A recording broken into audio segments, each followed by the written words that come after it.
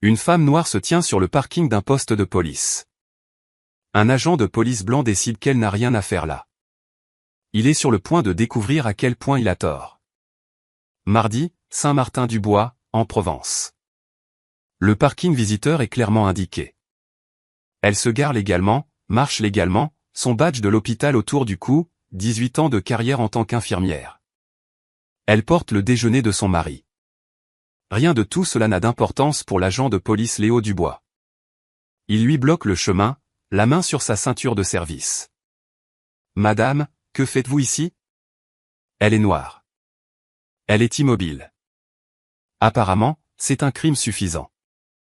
Ce que Dubois ignore, c'est que ce déjeuner appartient à l'homme à l'intérieur, l'homme qui dirige ce commissariat.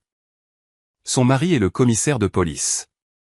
Dans 4 minutes, la carrière de cet agent commencera à prendre fin. Si on vous a déjà demandé si vous aviez votre place quelque part, restez avec nous. Sandrine Leroy a 42 ans. Elle travaille comme infirmière spécialisée en pédiatrie au centre hospitalier régional de Saint-Martin-du-Bois, un vaste complexe à l'est de la ville qui dessert 3 départements. 18 ans de service. Ses patients la réclament par son nom. Leurs parents lui envoient des cartes de remerciement qu'elle conserve dans un tiroir de son bureau. Non par fierté, mais pour les jours difficiles, quand elle a besoin de se rappeler pourquoi elle fait ce métier. Elle a grandi dans un petit village de Normandie, fille d'un employé de la poste et d'une secrétaire d'école. Elle a financé ses études d'infirmière grâce à des bourses et des gardes de nuit dans une épicerie. Elle a déménagé à Saint-Martin-du-Bois il y a 15 ans pour un poste qui promettait la stabilité et une communauté qui ressemblait à un foyer. Elle a trouvé les deux. Elle a épousé Nicolas Leroy il y a 20 ans. Ils se sont rencontrés lors d'une kermesse de la paroisse à Lyon. Il était alors agent de police en patrouille, ambitieux mais discret, le genre d'homme qui écoutait plus qu'il ne parlait. Elle aimait ça chez lui. Elle l'aime toujours. Il l'a demandé en mariage après 18 mois. Elle a dit oui avant même qu'il ait fini sa question. Il y a 14 mois, Nicolas a été nommé commissaire de police de Saint-Martin-du-Bois. Le premier commissaire noir de l'histoire du service. Le vote avait été houleux. Certains avaient célébré avec du champagne et des discours. D'autres n'avaient pas caché leur mécontentement.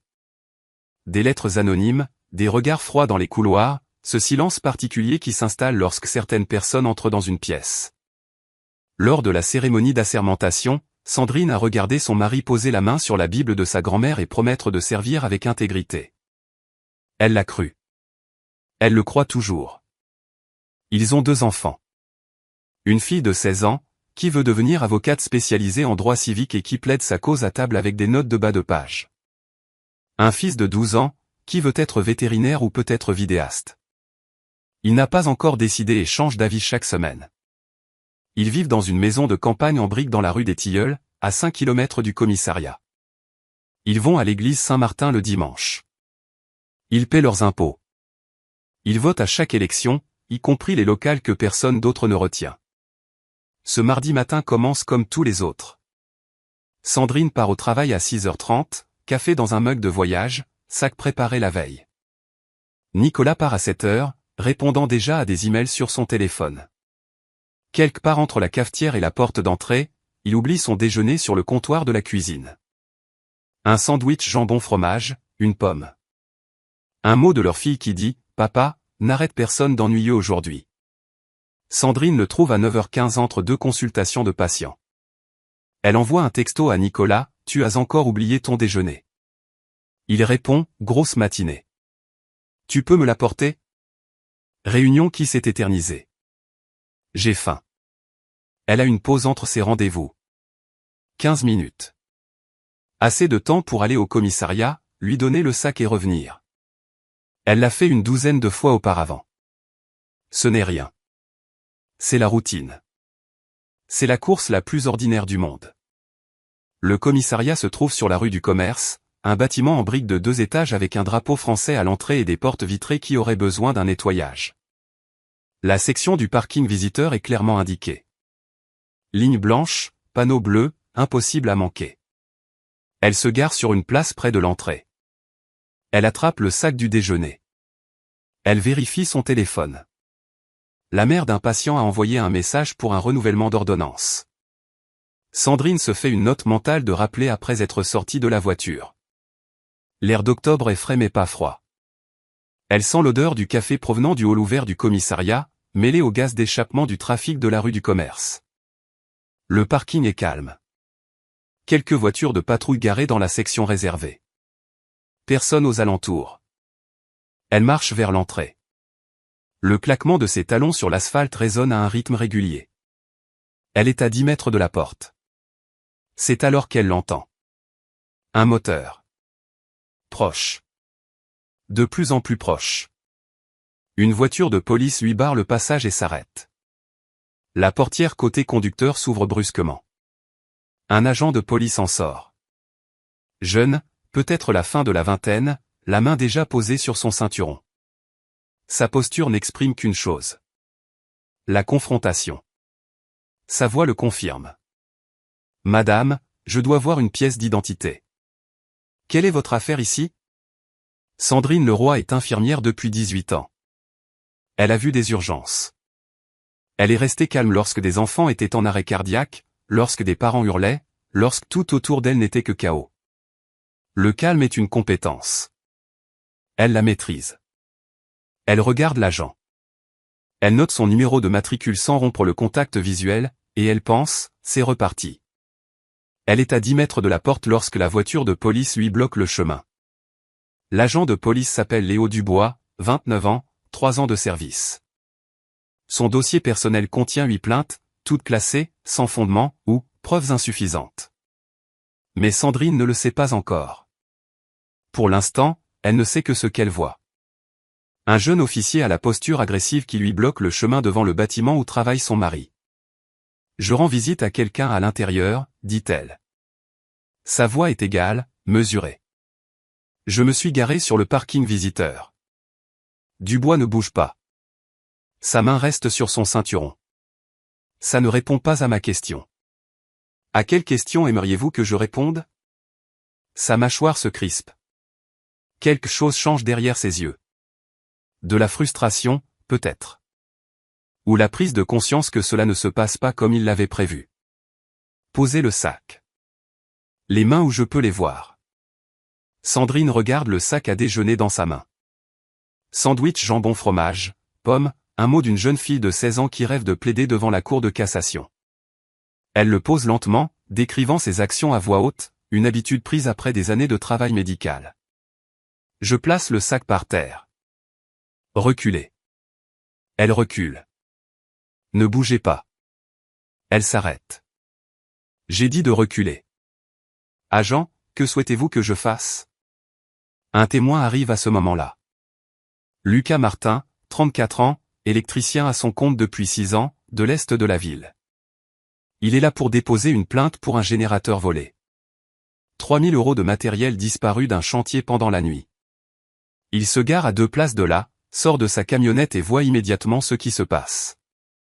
Une femme avec un badge d'hôpital. Un agent avec la main près de son arme. Le parking d'un poste de police à 11h40 du matin. Lucas sort son téléphone. Il a déjà enregistré des rencontres avec la police. Son cousin a été arrêté l'année dernière pour un feu arrière cassé qui ne l'était pas. Il appuie sur « Enregistrer ». Il ne dit rien. Il observe simplement. Dubois ne remarque pas le téléphone.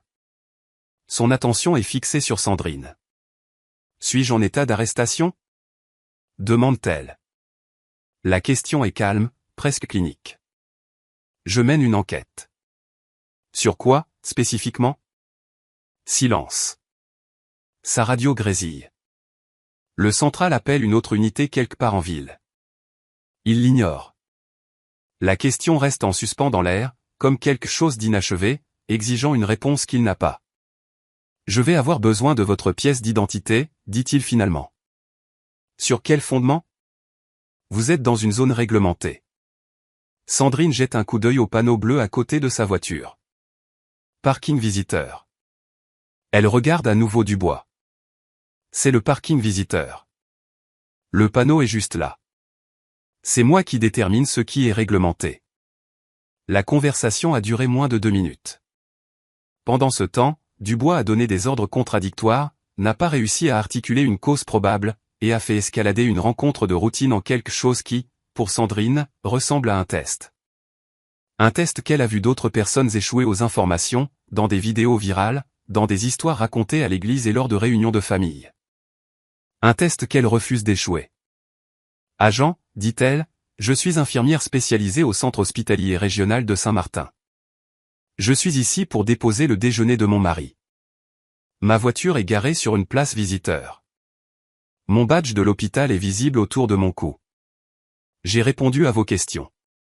J'ai respecté vos instructions. Maintenant, je vous le demande à nouveau. Suis-je en état d'arrestation? Le visage de Dubois change. Quelque chose vacille.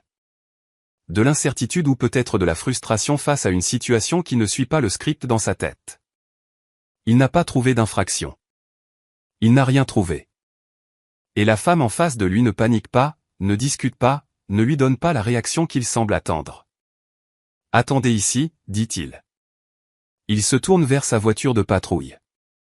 Au même moment, la porte d'entrée du commissariat s'ouvre. Un officier supérieur sort, un brigadier-chef, cheveux grisonnants, café à la main. Il voit Sandrine. Il voit Dubois. Son expression change immédiatement. Agent, arrêtez tout. Dubois se fige en plein mouvement. Le brigadier-chef s'approche, c'est pas rapide et délibéré. Sa voix est tranchante, coupant le silence du parking comme une lame. Madame le roi, tout va bien? Ça ira, dit-elle. Le visage de Dubois devient pâle. Sa main quitte sa ceinture.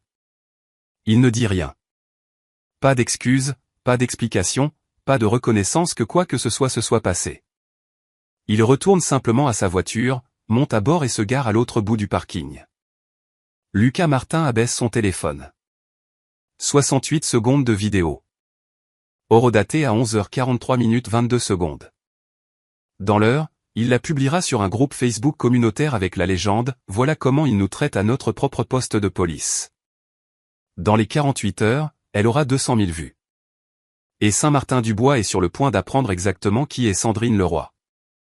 La vidéo se propage comme ces choses-là le font maintenant, rapidement, de manière incontrôlable, portée par les algorithmes, l'indignation et la vélocité particulière de quelque chose qui semble vrai. Le mardi soir, la publication de Lucas Martin a 3000 partages. Son téléphone n'arrête pas de vibrer. Demande d'amis, commentaires, messages de personnes qu'il n'a jamais rencontrées demandant la permission de la republier. Le mercredi matin, les chaînes d'information régionales appellent. Le jeudi, le nombre de vues a dépassé les 200 000 et ne montre aucun signe de ralentissement. La section des commentaires devient un confessionnal. Les gens décrivent leurs propres rencontres, leurs propres contrôles, leurs propres questions restées sans réponse. Ça m'est arrivé l'année dernière. Même parking. Je rendais visite à mon fils au commissariat. Ils m'ont demandé 3 fois pourquoi j'étais là. Ils ne font pas ça à tout le monde. On sait tous à qui ils le font. Le commissariat de police de Saint-Martin-du-Bois publie une déclaration à 14h le jeudi. Nous sommes au courant de la vidéo circulant sur les réseaux sociaux et nous examinons l'affaire.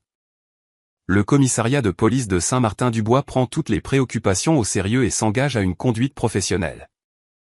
Pas de suspension, pas d'action, pas de non.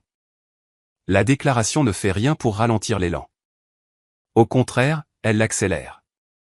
Le langage bureaucratique, la voix passive, le non-engagement prudent qui se lit comme un modèle tiré d'un tiroir. 3 personnes se manifestent au cours de la première semaine, leurs histoires faisant surface dans les sections de commentaires, sur les parkings d'église et finalement dans le carnet de Chloé Girard à la tribune de Saint-Martin-du-Bois. Valérie Bernard a 58 ans, une enseignante à la retraite qui a passé 32 ans à l'école primaire de Saint-Martin avant de prendre sa retraite. Il y a 8 mois, elle a été arrêtée par un agent alors qu'elle promenait son chien près du commissariat, une promenade matinale qu'elle faisait tous les jours depuis une décennie. Il lui a demandé où elle allait. Elle a dit, à la maison. Il a demandé une pièce d'identité. Elle ne l'avait pas. Elle promenait son chien à 7h du matin, à 3 rues de chez elle. Il l'a retenue pendant 20 minutes, vérifiant son nom auprès du central pendant que son golden retriever arthritique haletait sur le trottoir. Elle a porté plainte. Elle a été classée sans fondement. Enzo Petit a 24 ans, étudiant au campus communautaire de l'autre côté de la ville, étudiant en administration des affaires et travaillant à temps partiel dans le garage de son oncle. Il y a 14 mois, il a été arrêté dans sa voiture à 3 rue du commissariat. L'agent a dit qu'il correspondait à une description. Enzo a demandé quelle description. L'agent n'a pas répondu. Il a été retenu pendant 40 minutes. Sa voiture a été fouillée sans son consentement alors qu'il était assis sur un trottoir, se demandant si c'était le jour où quelque chose allait mal tourner. Aucune accusation portée. Aucune explication donnée. Il a porté plainte. Preuves insuffisantes. Monique Dupont a 67 ans, diacre à l'église Saint-Martin, qui vit à Saint-Martin-du-Bois depuis avant la construction de l'autoroute. Il y a 2 ans, elle a été interrogée alors qu'elle était assise dans sa propre voiture sur le parking du commissariat, lisant un livre en attendant que son petit-fils termine une course à l'intérieur. Un agent a frappé à sa fenêtre et lui a demandé pourquoi elle était là. Elle a expliqué. Il a demandé une pièce d'identité. Elle l'a fournie. Il a vérifié sa plaque d'immatriculation. Elle a attendu 15 minutes avant qu'il ne revienne et lui dise qu'elle pouvait partir. Pas d'excuses, pas d'explication, juste un geste de la main comme si elle était congédiée. Elle n'a pas porté plainte. Elle ne pensait pas que quelqu'un la croirait. Ces 3 rencontres ont quelque chose en commun. Le nom de l'agent, Léo Dubois. Une réunion communautaire est organisée pour le vendredi soir à l'église Saint-Martin. 300 personnes se présentent, plus que ce à quoi on s'attendait. Le sanctuaire se remplit, puis la salle annexe, puis le parking. Les gens se tiennent dans le froid d'octobre, écoutant par les fenêtres ouvertes, leur souffle visible dans l'air du soir. Les histoires se succèdent. Visages différents, jours différents, même schéma. Les mêmes phrases résonnent depuis la chaire. Mener une enquête, zone réglementée, c'est moi qui détermine. Les mêmes plaintes déposées, les mêmes résultats. Sans fondement, insuffisant, classé. La phrase se répète comme un battement de tambour, comme un verdict décidé avant même que les preuves ne soient entendues.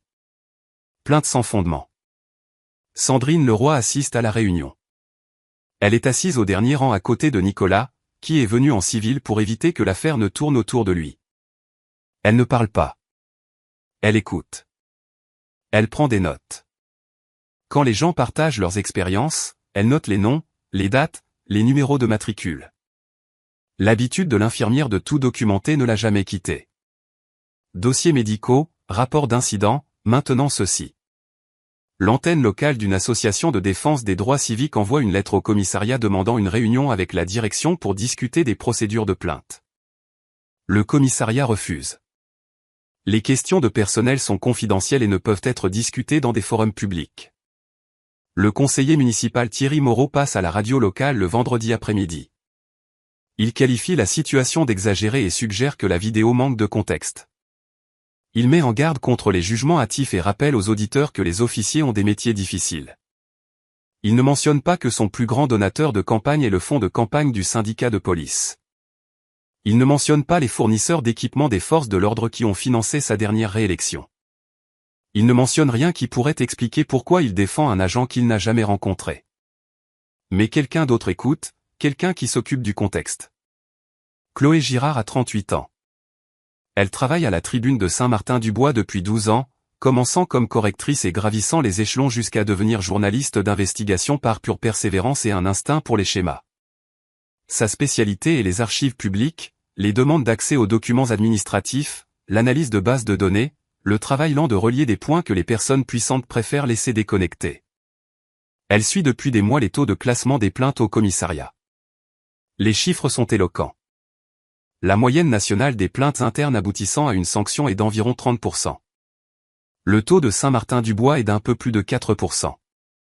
Elle cherchait un visage à attacher à ces chiffres. Une histoire qui rend les statistiques humaines. Maintenant, elle en a une. En fait, elle en a plusieurs. Chloé assiste à la réunion de l'église. Elle s'assoit près du devant, enregistreur en main, carnet ouvert. Elle note chaque nom, chaque date, chaque numéro de matricule mentionné depuis la chaire. Et quand la réunion se termine, elle retourne au bureau de la tribune, prépare une cafetière de café et commence à rédiger des demandes d'accès aux documents administratifs. Sa première demande part le lundi matin. Elle demande toutes les plaintes déposées contre l'agent de police Léo Dubois avec la documentation complète. Le commissariat a 14 jours pour répondre. Le jeudi, Chloé Girard dépose sa première demande d'accès aux documents administratifs. Elle demande quelque chose que le commissariat ne veut pas donner. Le jeudi matin, les informations régionales diffusent un reportage sur la vidéo virale. Le segment dure 4 minutes, une éternité à la télévision locale. La journaliste interviewe Lucas Martin, qui décrit ce qu'il a vu sur le parking. Elle interviewe Valérie Bernard, qui décrit ce qu'elle a vécu il y a 8 mois. Elle interviewe un avocat spécialisé en droit civique de Lyon qui explique en termes juridiques précis ce que signifie et ne signifie pas un soupçon raisonnable. Et puis elle livre le détail qui transforme cette histoire locale en toute autre chose. La femme dans la vidéo a été identifiée comme étant Sandrine Leroy. La journaliste dit, une infirmière spécialisée au centre hospitalier régional de Saint-Martin-du-Bois, où elle travaille depuis 18 ans. Elle fait une pause. La pause est délibérée. Elle est aussi l'épouse du commissaire de police de Saint-Martin-du-Bois, Nicolas Leroy. Le silence qui suit dure 2 secondes. À la télévision, c'est une éternité. L'agent de police Léo Dubois regarde l'émission dans la salle de repos du commissariat. Lorsque les mots tombent, sa tasse de café s'arrête à mi-chemin de sa bouche. La pièce devient silencieuse. 3 autres officiers sont présents. Tous soudainement très intéressés par leur téléphone, le sol, n'importe quoi sauf le visage de Dubois. Quelque part dans le couloir, une radio crépite, une convocation au bureau du capitaine. Le changement est immédiat. Le jeudi après-midi, le récit a complètement changé. Ce n'est plus l'histoire d'une femme quelconque arrêtée sur un parking. C'est l'histoire d'un agent qui a profilé l'épouse du commissaire de police sur le parking même du commissariat pendant que son mari travaillait à l'intérieur, à 10 mètres de là. Le service de communication du commissariat s'agite. Une nouvelle déclaration est rédigée, examinée, révisée, supprimée, réécrite et publiée à 17h. L'agent de police Léo Dubois a été placé en mise à pied conservatoire dans l'attente d'un examen interne complet. Le service prend cette affaire très au sérieux. Le commissaire Nicolas Leroy se récuse de toute implication dans l'enquête. C'est le bon protocole. Tout le monde le sait. Mais l'image est dévastatrice quoi qu'il arrive. Son propre officier a arrêté sa propre femme sur sa propre propriété sous son propre commandement. Dans la salle de repos, les agents chuchotent. Sur le parking, les journalistes se rassemblent. Dans les salons de Saint-Martin-du-Bois, les gens regardent les nouvelles et hochent la tête avec un mélange de satisfaction et de justification. Vous voyez, disent-ils, c'est comme ça que ça marche. Car voici le détail qui fait surface ensuite. Enterré dans les dossiers du personnel que quelqu'un a divulgué à un blogueur local. L'oncle par alliance de Léo Dubois et le brigadier-chef Stéphane Roussel. Roussel dirige l'unité de traitement des plaintes du service. La même unité qui a classé les 8 plaintes précédentes de Dubois comme étant sans fondement. La même unité qui détermine quelles accusations méritent une enquête et lesquelles sont classées dans des tiroirs qui ne s'ouvrent jamais. La réaction de la communauté n'est pas la surprise. C'est la confirmation de ce qu'ils ont toujours soupçonné. Sandrine Leroy fait sa première déclaration publique le vendredi matin. Elle l'enregistre sur son téléphone dans son salon et la publie sur les réseaux sociaux. Pas d'attaché de presse, pas de remarques préparées, juste elle parlant directement à la caméra. Je ne parle pas à cause de qui est mon mari. Je parle parce que je suis la 6e personne dont nous ayons connaissance à qui cela est arrivé. J'étais simplement la première à être enregistrée. Elle fait une pause. Sa voix ne tremble pas.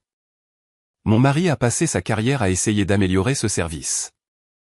Je crois en ce travail. Je crois aussi que personne ne devrait avoir à prouver sa place dans un espace public. Personne ne devrait avoir à répondre du fait d'être immobile. Elle regarde directement la caméra, directement tous ceux qui regardent. J'apportais un déjeuner, c'est tout. Et je ne vais pas m'excuser d'attendre d'être traité comme un être humain. La vidéo obtient 200 000 vues dans ses 12 premières heures. Les partages grimpent, les commentaires se multiplient, l'histoire devient nationale. Si Dubois pense que la mise à pied conservatoire est le pire qu'il affrontera, il n'a pas rencontré Chloé Girard. La réponse à la demande d'accès aux documents administratifs arrive un mardi, 14 jours après que Chloé Girard a soumis sa requête. L'enveloppe est épaisse, 43 pages marquées, documents pertinents, en caractère bureaucratique. La moitié d'entre elles sont noircies par des caviardages. Elle étale les documents sur son bureau à la tribune et commence à lire. Le café dans sa tasse refroidit. La salle de rédaction se vide alors que ses collègues partent pour la journée. Elle ne remarque rien de tout cela. Les caviardages sont importants, mais ils ne sont pas complets. Les noms sont noircis. Nom des plaignants, nom des témoins, même certains noms d'officiers dans certains contextes. Mais les dates ne sont pas caviardées. Les classements ne sont pas caviardés. Les numéros de dossier et les numéros de matricule de l'officier examinateur ne sont pas caviardés. Et dans la structure de ce qui reste, une histoire commence à émerger. 8 plaintes contre l'agent de police Léo Dubois en 3 ans. Toutes classées. Toutes marquées soit, sans fondement, soit, preuves insuffisantes. Le numéro de matricule de l'officier examinateur apparaît sur chaque formulaire de classement. C'est le même numéro à chaque fois. 2291. Chloé recoupe le numéro de matricule avec les archives du service obtenues grâce à une demande d'accès antérieure. Le matricule 2291 appartient au brigadier-chef Stéphane Roussel. Elle prend une note dans son carnet, la soulignant 2 fois. L'oncle par alliance de Dubois a examiné les 8 plaintes. Toutes classées sans suite. Sa deuxième réponse arrive 3 jours plus tard, après que l'avocat de la tribune a envoyé un avis exigeant la conformité et citant les lois françaises pertinentes sur les archives publiques. Celle-ci contient les journaux d'activation des caméras piétons pour le véhicule de patrouille de Dubois au cours des 18 derniers mois. Les journaux sont censés être simples. La caméra s'active automatiquement lorsque le véhicule est en marche ou lorsque l'officier l'active manuellement. La caméra enregistre toutes les interactions. Les images sont stockées pendant 90 jours minimum, plus longtemps pour tout incident impliquant une plainte. Mais les journaux montrent autre chose. 31 entrées marquées, images indisponibles, ou, dysfonctionnement technique. 31 vides en 18 mois. Chloé prend les dates de ces vides et les compare aux dates des plaintes déposées contre Dubois. La corrélation est presque parfaite. 7 des 8 plaintes correspondent à des dates où les images de la caméra piéton étaient indisponibles. La 8e plainte a été déposée en dehors de la fenêtre de stockage de 90 jours. Les images déjà supprimées conformément à la politique au moment où la plainte a été soumise. Dysfonctionnement technique, dit Chloé à voix haute dans la salle de rédaction vide, 31 fois. Même caméra, même agent. Elle commence à passer des appels. D'anciens officiers qui ont rejoint d'autres services. Des officiers actuels qui ne parleront que sous le couvert de l'anonymat, qui demandent qu'elle les appelle sur leur téléphone personnel après la fin de leur service. Un brigadier-chef à la retraite qui a déménagé en Floride il y a 3 ans et n'a plus rien à perdre. Pas de pension menacée, pas de famille encore dans les forces de l'ordre. Tout le monde savait, lui dit l'un d'eux. La voix est fatiguée, résignée. On ne porte pas plainte contre les gens de Roussel. Les plaintes vont dans un tiroir. Elles n'en sortent pas. Et si vous insistez, vous vous retrouvez en service de nuit dans le pire quartier, vous demandant pourquoi vos demandes de transfert ne sont jamais approuvées. Une autre source, toujours employée, parlant anonymement, la voix déformée par la peur et la frustration, fournit quelque chose de plus concret. Une chaîne de mer imprimée est remise à Chloé sur le parking d'un supermarché en périphérie de la ville. Les mains de la source tremblent légèrement en lui remettant l'enveloppe. L'email est daté de 8 mois avant l'arrestation de Sandrine Leroy. L'objet est « Affaire Bernard ». L'expéditeur est Stéphane Roussel. Le destinataire est un subordonné de l'unité de traitement des plaintes. Le message est en 3 phrases. Occupez-vous de l'affaire Bernard. Faites ça proprement. On n'a pas besoin d'un autre problème. L'affaire Bernard. Valérie Bernard, l'enseignante à la retraite qui a porté plainte contre Dubois il y a 8 mois après avoir été arrêtée en promenant son chien. La plainte qui a été classée sans fondement. Chloé fixe l'imprimé dans sa voiture, les lampadaires s'allumant autour d'elle. Faites ça proprement. 3 mots qui disent tout. Elle passe la semaine suivante à construire une base de données. Chaque plainte déposée contre des officiers dans la sphère de Roussel. Membres de la famille, amis, partenaires de poker, partenaires de golf, personnes présentes au mariage de sa fille. Elle suit qui a examiné les plaintes. Elle suit les résultats. Elle suit les schémas. Les chiffres sont accablants. Roussel a personnellement examiné 89% des plaintes contre des officiers qui lui sont liés. La moyenne nationale des taux de plaintes aboutissant à une sanction est d'environ 30%, ce qui signifie qu'environ 30% des plaintes aboutissent à une conclusion contre l'officier. L'unité de Roussel en sanctionne 4,2%. 4,2%. Ce n'est pas de la surveillance. Ce n'est pas une enquête.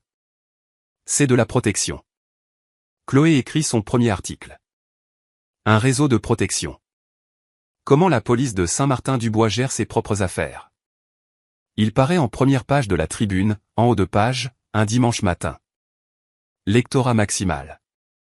La version en ligne est publiée à minuit le samedi. À midi le dimanche, il a été repris par 3 médias nationaux. Le lundi matin, il est partout. L'article expose les chiffres avec une précision clinique. Les 31 vides des caméras piétons, les 8 plaintes contre Dubois, toutes classées sans suite par son oncle. L'email ordonnant à un subordonné de « faire ça proprement ». L'anomalie statistique d'une unité de traitement des plaintes qui ne sanctionne presque rien alors que le reste du pays en sanctionne près d'un tiers. En ce moment, vous regardez les preuves s'accumuler, mais le service est sur le point de riposter et le coup sera personnel. La réponse du service est rapide mais pas substantielle.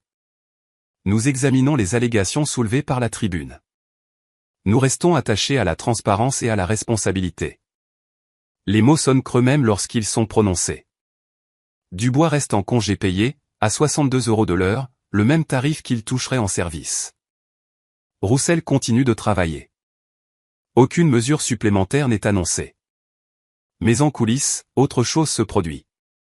L'article de Chloé mentionne en passant les registres d'heures supplémentaires de Dubois, un détail qu'elle a inclus parce que les chiffres semblaient élevés, bien qu'elle n'ait pas eu le temps d'enquêter pleinement. La référence est brève. Les registres montrent que Dubois a enregistré un nombre substantiel d'heures supplémentaires pour des missions de patrouille proactive dans certaines zones au cours des 18 derniers mois. Oh, cette phrase attire l'attention d'un enquêteur du bureau du procureur général. Il la relit 2 fois, prend une note dans la marge et commence à extraire des dossiers. La pression de la communauté s'intensifie. Une manifestation se forme devant la mairie. 200 personnes un mercredi après-midi, prenant un congé, sortant les enfants de l'école, debout sous le soleil de Provence avec des pancartes faites à la main. Les messages sont simples. Responsabilité maintenant. Diffusez les images. Nous voyons le système. Le commissaire Nicolas Leroy observe depuis la fenêtre de son bureau à 4 rue de là. Il ne peut pas intervenir dans l'enquête. Il ne peut pas commenter publiquement. Il ne peut rien faire qui pourrait sembler influencer le processus. Tout ce qu'il peut faire, c'est regarder, attendre et croire que la vérité éclatera. Sa femme est à la maison, organisant ses notes. Elle n'est pas avocate. Elle n'est pas enquêtrice, mais elle est infirmière. Et les infirmières documentent tout. Signes vitaux, médicaments, réactions des patients, chaque détail qui pourrait avoir de l'importance plus tard. Elle a des dates, des noms, des numéros de matricule, une chronologie qui commence par sa propre rencontre et remonte à des années, construite à partir de conversations à l'église, de sections de commentaires, de la réunion communautaire à Saint-Martin. Elle ne sait pas encore comment cela se terminera, mais elle sait ceci. Les preuves s'accumulent et tôt ou tard, le poids devient indéniable. Sur son bureau se trouve un exemplaire de la Tribune, l'article de Chloé Girard. Le titre en haut de la page, un réseau de protection. Sandrine le relit. Puis elle prend son téléphone et envoie un texto à Valérie Bernard. Avez-vous vu ça? La réponse de Valérie arrive immédiatement. Ça fait 2 ans que j'attends que quelqu'un me croie. Sandrine répond, ils vont vous croire maintenant. Dans les 72 heures suivant l'article de Chloé, quelqu'un divulgue le dossier personnel de Sandrine à un blogueur local. La contre-attaque a commencé. L'article de blog paraît un jeudi matin. Source anonyme, auteur anonyme, intention de nuire maximale. Le titre, question sur la conduite professionnelle de l'épouse du commissaire. Le contenu, une copie scannée du dossier RH de Sandrine Leroy du Centre hospitalier régional de Saint-Martin-du-Bois, des documents qui n'auraient jamais dû quitter les systèmes sécurisés de l'hôpital. Enfoui dans les pages se trouve un rapport d'incident de 2019. Le membre de la famille d'un patient a déposé une plainte alléguant que Sandrine avait été méprisante lors d'une conversation difficile sur le pronostic. L'enfant avait une maladie rare. Les parents étaient effrayés. Les émotions étaient vives. La plainte a fait l'objet d'une enquête. Sandrine a donné sa version des faits. Un comité d'examen a examiné l'interaction. La famille a ensuite retiré la plainte et a envoyé une lettre d'excuse pour le malentendu, reconnaissant qu'ils avaient été dépassés et avaient mal dirigé leur peur. L'affaire a été classée, résolue, documentée comme « sans suite ». Rien de ce contexte n'apparaît dans l'article de blog. Ce qui apparaît, c'est la plainte elle-même, dépouillée de sa résolution, dépouillée de la rétractation, dépouillée de tout ce qui pourrait compliquer le récit, conçu pour insinuer quelque chose de laid sur une femme qui a donné 18 ans à sa profession. Le message est clair. Si vous poussez, nous ripostons. Sandrine voit l'article à 7 heures du matin. Elle se prépare pour le travail, passant en revue sa liste mentale de rendez-vous de patients. Son café refroidit sur le comptoir. Elle lit les mots 3 fois, sentant quelque chose de froid s'installer dans sa poitrine. Il sent son prix à ma carrière, dit-elle. Les mots sortent doucement, contrôlés. Nicolas se tient à côté d'elle, lisant par-dessus son épaule. Son visage est de pierre. Ça vient de quelque part. Les dossiers RH ne fuient pas par accident. Quelqu'un a accédé à ce système, a téléchargé ces documents et les a envoyés à ce blog. RGPD, dit Sandrine, c'est une violation de la confidentialité des données. Nous le signalerons, mais ça prend du temps, des mois, peut-être des années, et ils le savent. L'hôpital publie une déclaration à midi. Madame Leroy est un membre précieux de notre personnel avec un dossier exemplaire. L'affaire de 2019 mentionnée dans les récents rapports a été minutieusement examinée, résolue de manière satisfaisante et n'a entraîné aucune mesure disciplinaire. Nous enquêtons sur la manière dont des dossiers personnels confidentiels ont été divulgués de manière inappropriée et nous poursuivrons toutes les voies de recours légales disponibles. C'est une déclaration forte. Elle n'annule pas les dégâts. La capture d'écran circule déjà, les commentaires se propagent déjà, la tâche sur une réputation construite sur 2 décennies. Le même jour, Nicolas reçoit une enveloppe à son bureau. Pas d'adresse de retour, pas de cachet de la poste, remise en main propre, glissée sous sa porte pendant le déjeuner. À l'intérieur se trouve une seule feuille de papier. Le message est tapé. Vos réformes détruisent le moral.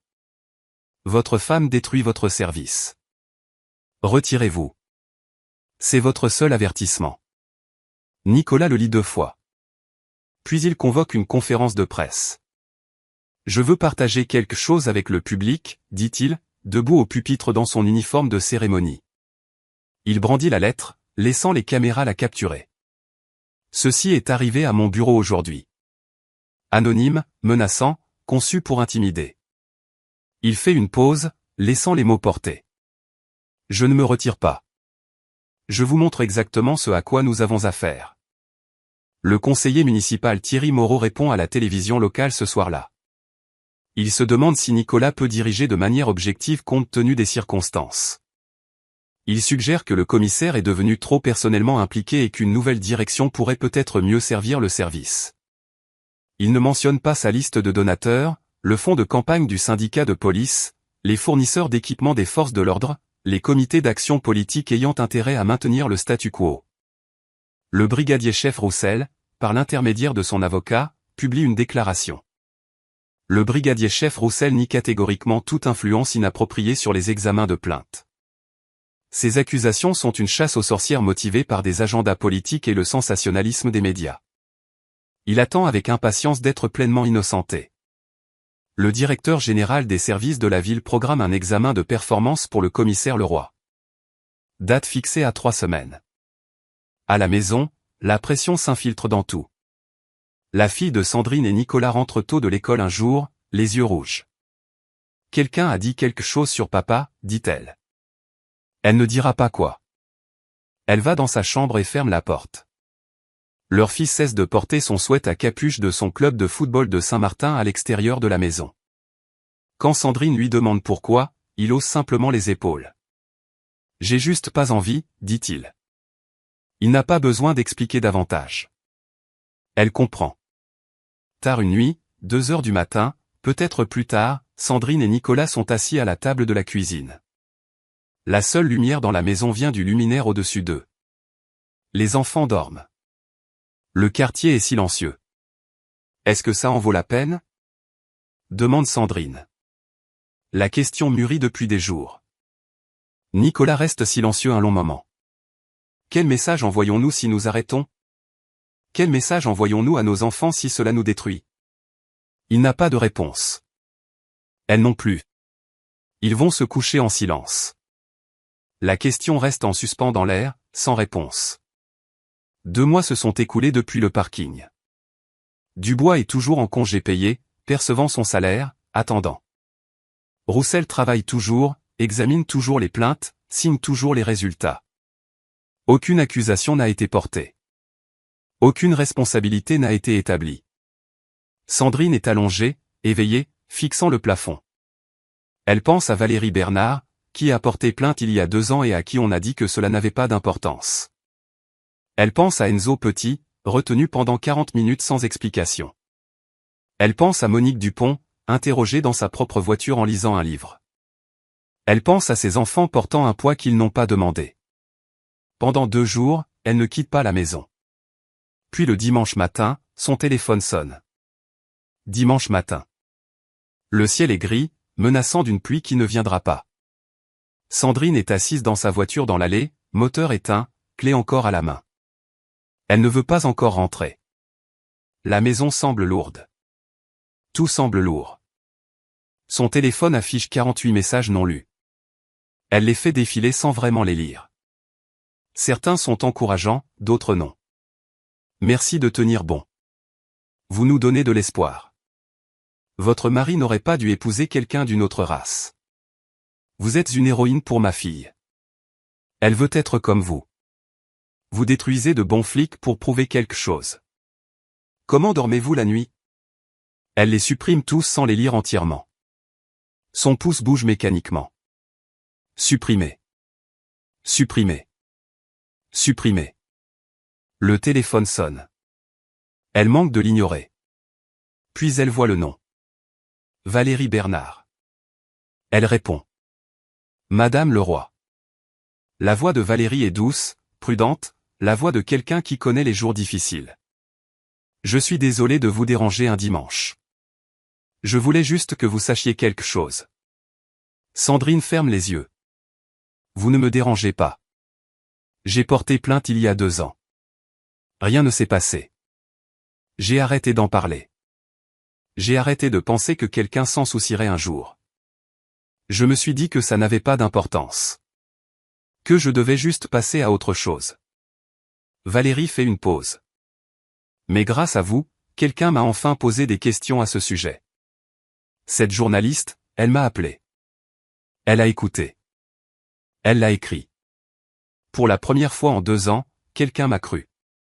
Je ne sais pas si je peux continuer à faire ça, dit Sandrine. Les mots sortent avant qu'elle ne puisse les arrêter. Ils la surprennent. Elle ne savait pas qu'elle allait les dire jusqu'à ce qu'elle le fasse. Vous n'avez pas à le faire. La voix de Valérie ne faiblit pas. Mais j'ai besoin que vous sachiez que vous avez déjà fait quelque chose. Quoi qu'il arrive ensuite, vous avez déjà fait quelque chose qui compte. Qui compte plus que vous ne le pensez. L'appel se termine. Sandrine reste assise en silence. Elle regarde sa maison. La lumière du porche est allumée. Nicolas a dû l'allumer. Un signal qu'elle devrait rentrer. Sa famille l'attend. Sa fille apparaît à la fenêtre du salon. Fait un signe de la main. Un petit geste incertain. Sandrine lui répond. Elle n'a pas commencé ça pour être un symbole. Elle l'a commencé parce qu'un agent lui a bloqué le chemin et a exigé qu'elle s'explique devant le bâtiment où travaille son mari. C'est tout. C'est toute la vérité. Elle apportait juste un déjeuner. Mais les symboles ne choisissent pas leur signification. Ils choisissent seulement ce qui se passe ensuite. Parfois, ce qui vous fait continuer n'est pas la force. C'est juste le prochain appel téléphonique. La voix de quelqu'un qui dit « Vous avez déjà fait quelque chose ». Sandrine sort de la voiture. Elle se dirige vers la porte d'entrée. Elle serre sa fille dans ses bras, longuement, fort, sans mots. Elle ne parle pas de l'affaire. Elle ne parle pas des messages ou de l'article de blog ou de la peur qui la réveille à 3 heures du matin. Elle prépare le dîner. Elle aide au devoir. Elle regarde un film avec son fils, un truc de super-héros qu'elle ne suit pas. Trop de personnages, trop d'explosions. Mais elle rit quand il rit. Des choses normales, des choses ordinaires, les choses qui existent en dehors de la tempête. Cette nuit-là, après que les enfants se sont endormis, elle ouvre son ordinateur portable. Elle ressort ses notes, les noms, les dates, les numéros de matricule qu'elle a collectés depuis le début. Elle commence à les organiser, non pas parce que quelqu'un le lui a demandé, non pas parce qu'elle a un plan, mais parce qu'elle est infirmière, et les infirmières documentent tout. La documentation est une preuve. La preuve est un pouvoir. Le pouvoir est ce que vous utilisez quand le monde vous dit de vous taire. Elle travaille jusqu'à minuit. Puis elle ferme l'ordinateur portable et va se coucher. Le matin, Chloé Girard appellera avec des nouvelles.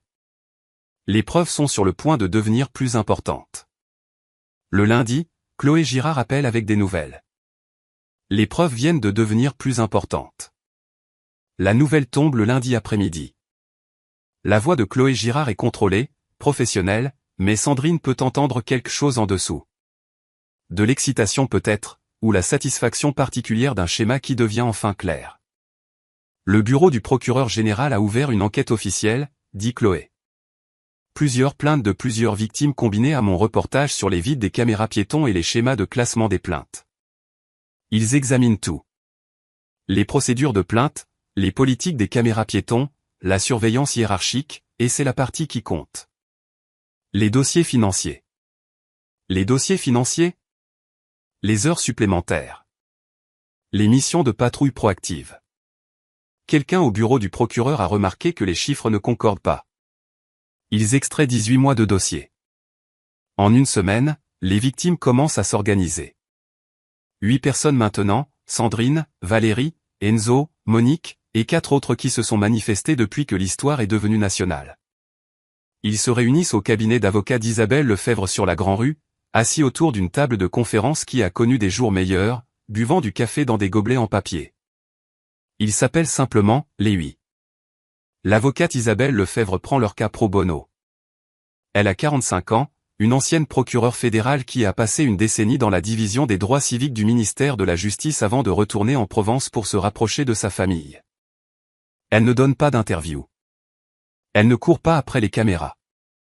Elle prépare les dossiers méticuleusement, obsessionnellement, complètement. Il ne s'agit pas d'un seul agent, dit-elle au groupe lors de leur première réunion. Il s'agit d'un système qui a permis à un agent d'opérer de cette manière pendant des années.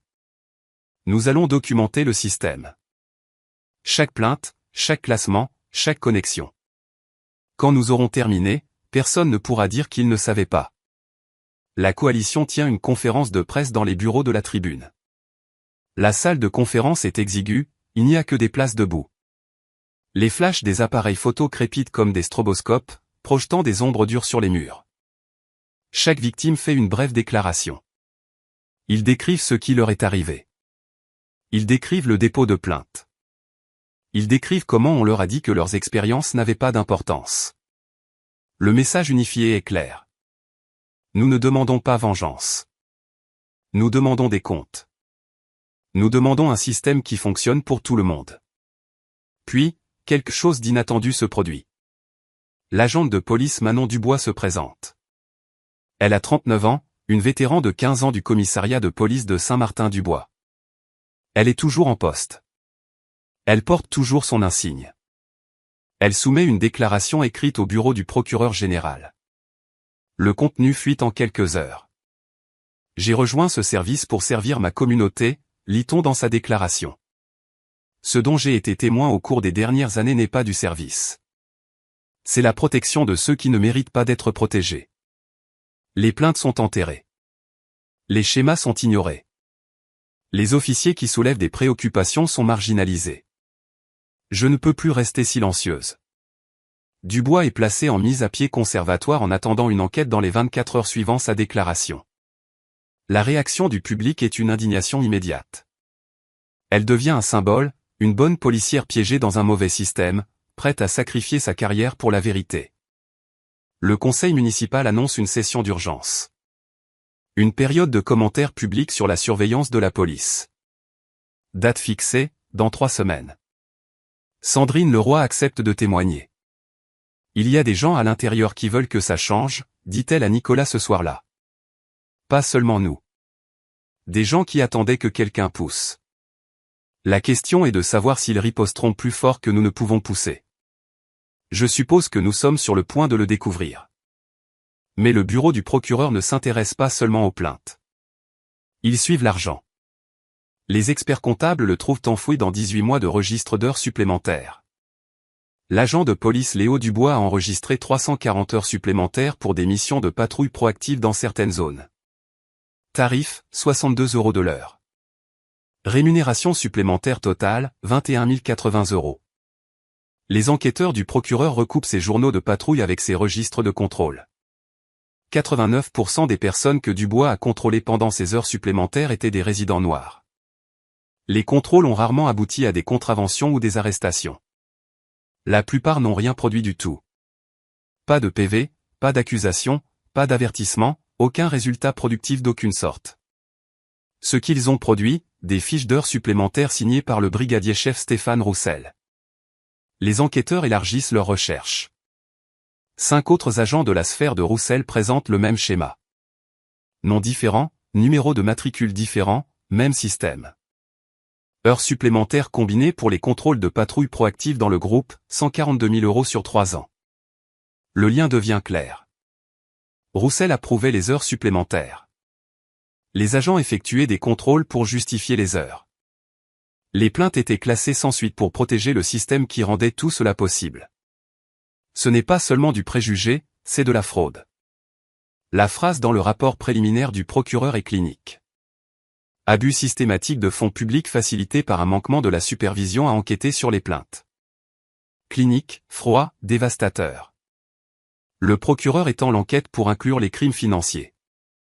L'avocat de Roussel cesse de répondre aux appels des journalistes. Le directeur général des services met Roussel en mise à pied conservatoire. Finalement, 2 mois après que Sandrine Leroy a été arrêtée sur un parking alors que le système qui protégeait son neveu continuait de fonctionner, la mise à pied de Dubois est prolongée. Son représentant syndical rencontre des avocats pénalistes, plus des avocats en droit du travail, mais le genre qui s'occupe des accusations de crime. Sandrine reçoit une copie du rapport préliminaire par l'intermédiaire d'Isabelle Lefebvre.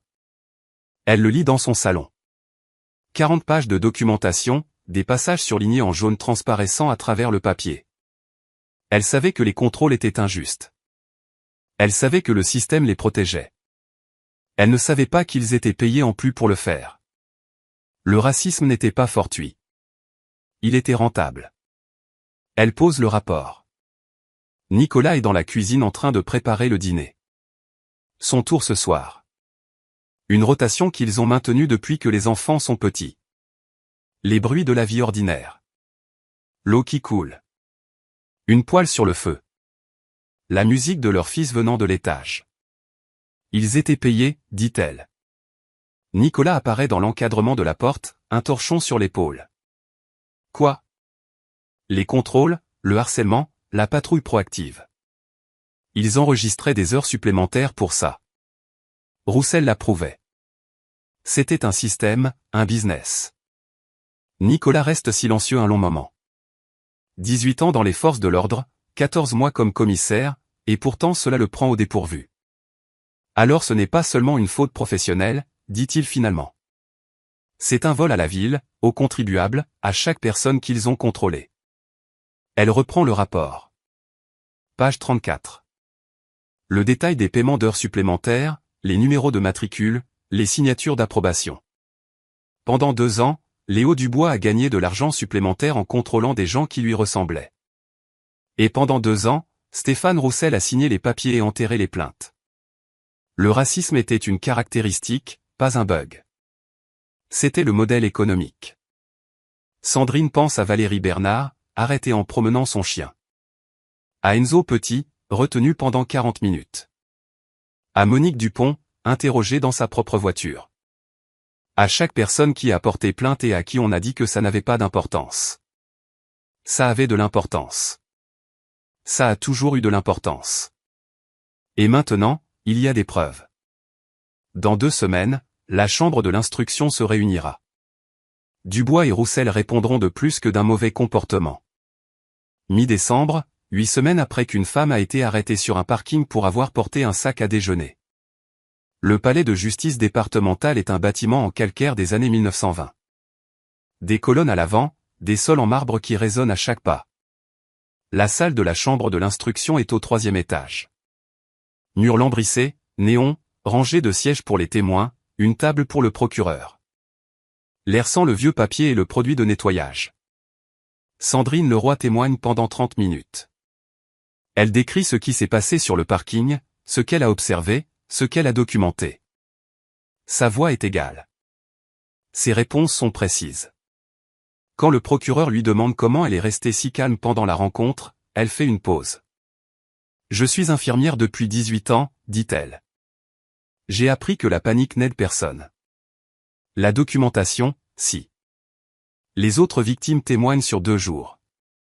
Valérie Bernard décrit la promenade de son chien, son arrestation, son interrogatoire comme une suspecte dans son propre quartier. Enzo Petit décrit son attente sur un trottoir pendant que sa voiture était fouillée, se demandant si c'était le jour où quelque chose allait mal tourner. Monique Dupont décrit son interrogatoire dans sa propre voiture en lisant un livre, en attendant son petit-fils. 4 autres racontent des histoires similaires, détails différents, même schéma. L'agente de police Manon Dubois témoigne sous assignation. Elle décrit la culture interne, la pression pour ne pas porter plainte contre les officiers connectés, la compréhension que certains agents étaient intouchables. L'agent Dubois était-il l'un de ces agents ? Demande le procureur. Oui. Et l'unité du brigadier-chef Roussel. Était-il entendu que les plaintes examinées là-bas seraient classées sans suite ? C'était l'attente. Tout le monde le savait. La documentation de Chloé Girard est versée au dossier, les réponses aux demandes d'accès, les journaux des caméras piétons, l'email interne, l'analyse statistique. Le procureur présente les conclusions de l'expertise comptable, 340 heures supplémentaires, 142 000 € répartis sur 6 agents, 89% des contrôles visant des résidents noirs, des signatures d'approbation correspondant à Stéphane Roussel sur chaque formulaire. La défense de Dubois plaide le soupçon raisonnable basé sur une méconnaissance de l'agencement du parking. Le conseil de Roussel décrit ces approbations d'heures supplémentaires comme une discrétion administrative standard exercée de bonne foi. La chambre de l'instruction délibère pendant 6 heures. Le président se lève. La salle se tait. Léo Dubois, mis en examen pour atteinte aux droits civiques, motif d'interpellation discriminatoire, et fraude et escroquerie aux heures supplémentaires. Stéphane Roussel, mis en examen pour obstruction à la justice pour étouffement de plainte, manquement à la probité, et complicité de vol. Les 2 hommes sont arrêtés au palais de justice. La caution est fixée. Les menottes se ferment autour des poignets. Les caméras capturent tout. La marche vers la zone de détention, la procédure d'enregistrement, la posture particulière des hommes qui ne s'attendaient jamais à être de ce côté du système. Sandrine est assise dans la galerie. Elle ne sourit pas. Elle ne parle pas. Elle observe. À l'extérieur du palais de justice, les journalistes affluent, les microphones tendus, les questions criées de toutes parts. Sandrine fait une seule déclaration, une seule. J'apportais juste un déjeuner. Je n'aurais pas dû avoir à prouver que j'avais ma place. Personne ne devrait. Elle se dirige vers sa voiture. Nicolas l'attend. Leurs enfants sont à la maison, regardant à la télévision, envoyant des nouvelles par texto à des amis. La justice n'est pas toujours spectaculaire. Parfois, c'est de la paperasse et de la patience. Parfois, c'est s'asseoir dans une pièce pendant que les gens disent enfin la vérité. Sandrine ouvre la portière de la voiture. Nicolas prend sa main. Ce n'est pas fini, dit-elle. Non, acquiesce-t-il. Mais ça a commencé. 6 mois plus tard. Le commissariat de police de Saint-Martin-du-Bois met en place une commission indépendante de contrôle des plaintes. Des civils, pas des officiers, examinent les plaintes contre les officiers. La politique des caméras piétons est révisée. La falsification est désormais un motif de licenciement immédiat. Les protocoles de formation sont mis à jour. La surveillance est renforcée. L'agente de police Manon Dubois est réintégrée et promue coordinatrice de la formation. Elle développe un nouveau programme sur l'interaction communautaire requis pour tous les officiers. Des recyclages obligatoires chaque année. Le commissaire Nicolas Leroy reste à son poste. Son programme de réforme s'accélère. Léo Dubois est licencié du service. Il attend son procès. Ayant plaidé non coupable. Son affaire est prévue pour le printemps. Son avocat a demandé 3 reports. Stéphane Roussel démissionne. Il fait face à des poursuites civiles distinctes de la part de 7 des 8 victimes. Sa pension est en cours de révision. Sandrine Leroy retourne travailler à l'hôpital. Elle ne demande aucune attention particulière. Ses patients la demandent toujours par son nom. Mardi matin, 1 an plus tard, Sandrine entre sur le parking du commissariat. Même place visiteur, même sac à déjeuner à la main, même trajet jusqu'à la porte d'entrée. Personne ne l'arrête. Personne ne demande de pièce d'identité. Personne ne lui barre le chemin. Elle dépose le déjeuner de Nicolas. Elle fait un signe de la main au brigadier de l'accueil. Elle part. C'est tout. C'est ça, la victoire. Elle reste immobile sur le parking un instant. Non pas parce que quelqu'un l'a exigé, mais parce qu'elle est exactement là où elle doit être. Le badge ne confère pas l'immunité. La vérité ne reste pas enterrée.